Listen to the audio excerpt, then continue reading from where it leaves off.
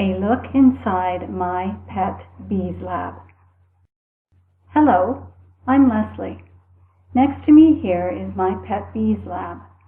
I'd like to share my personal experience of how I created it and what it actually takes to manage one.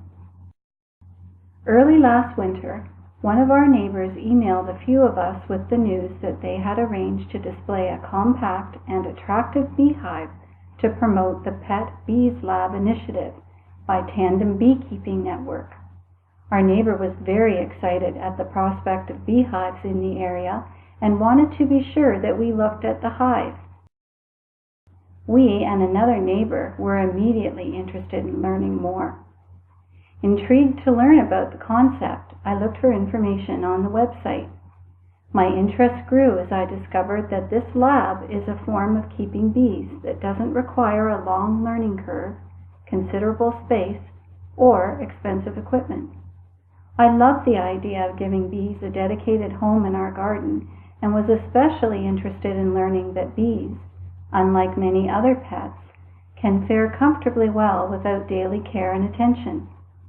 I determined that the main responsibility of a beekeeper is to evaluate the status of a bee colony about once a week, and in return, the lab offers plenty of opportunities for creativity without sacrificing other activities. I emailed the Tandem Beekeeping Network coordinators with a request to join and found that it is cost-free and open to newcomers. I bought Tandem Beekeeping, which is a great reference book, and with the coordinator's help, I acquired my lady hive. I purchased a bee colony package imported from New Zealand through a beekeeping supply store in early May, but unfortunately, it happened to arrive with a defective queen. This problem quickly escalated to a laying workers situation and a serious decline in the colony. But because I am a member of the Tandem Beekeeping Network, I was immediately provided with enough practical support to cope with the predicament. Several Tandem colleagues quickly responded to a call for material support to save another troubled colony. One of them happened to live not too far away, and he generously donated 3 frames with plenty of brood and bees. I procured a new queen in early July and finally started to manage my colony in tandem with an expert. As the book suggests, I assembled a few tools: a utility knife for cutting comb, a hive tool that is indispensable, a magnifying glass to help identify the contents of comb cells whenever necessary, my veil, should I choose to wear it, and a spray bottle filled with water. The complete set fits this small bag quite nicely. Today is October 4th. As you can see, my work in tandem resulted in achieving the expansion of this very lab from 3 frames to 4 hive bodies by 8 frames each, and that's a growth of over 10 times the original colony size. I am now ready to perform a regular scheduled scan of my bee colony, and you are welcome to watch not only how I do it, but also how the bees react to this routine. To keep my hands free, I prefer to dictate the results to my voice recorder. Prior to starting the procedure, I must take off the water source that sits right on the tile covering the lid.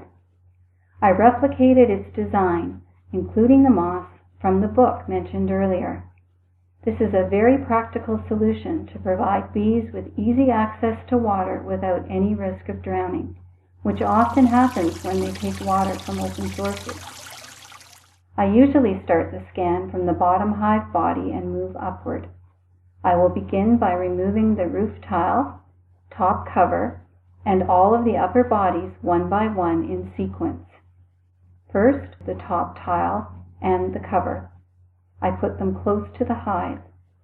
It makes sense to use the top cover as a convenient base to temporarily stack the hive bodies instead of stacking them right on the ground. And, to avoid crushing any bees, I place the riser on the cover first.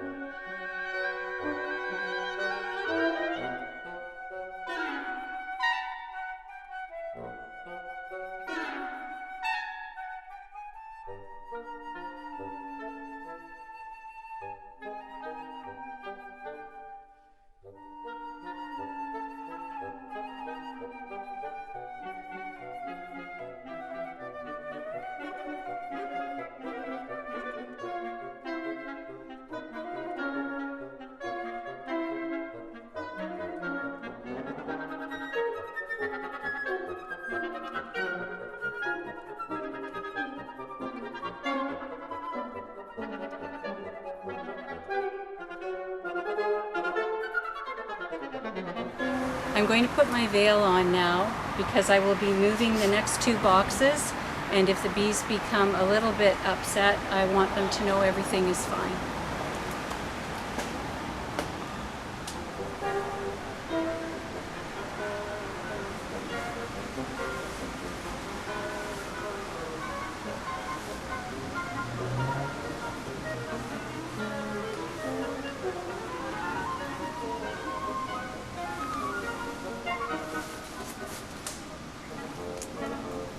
In the next box.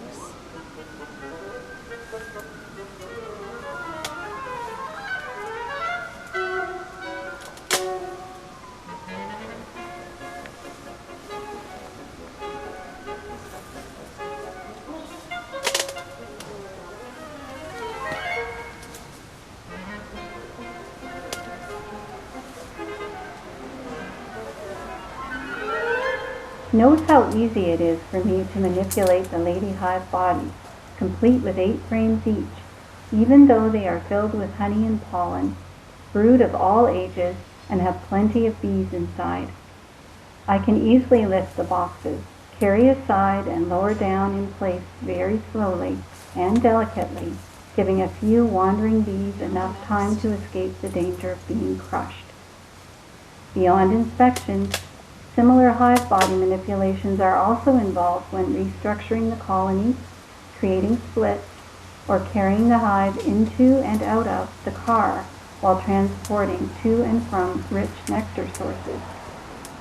This would occur if there is a focus on getting an extra plentiful honey harvest. And now we can start the scan.